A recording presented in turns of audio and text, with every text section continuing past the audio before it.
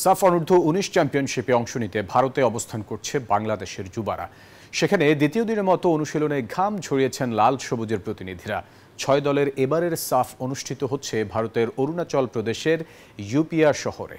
Group পর্বের উদ্বোধনী ম্যাচে ৯ মে বাংলাদেশ লড়বে মালদ্বীপের বিপক্ষে। গ্রুপের অন্য প্রতিপক্ষ ভুটান। অনূর্ধ্ব ১৯ দলের অধিনায়কত্ব করবেন গেল অনূর্ধ্ব ১৭ দলের নেতৃত্বে থাকা নাজমুল হুদা ফয়সাল।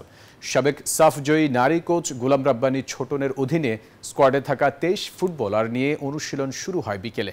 ভারতের আবহাওয়ার সঙ্গে মানিয়ে নিয়ে নিজেদের প্রস্তুতি সেরেছেন ইতালি ও যুক্তরাষ্ট্র প্রবাসী ফুটবলার আব্দুল কাদির ও ফরজাদ আফতাব।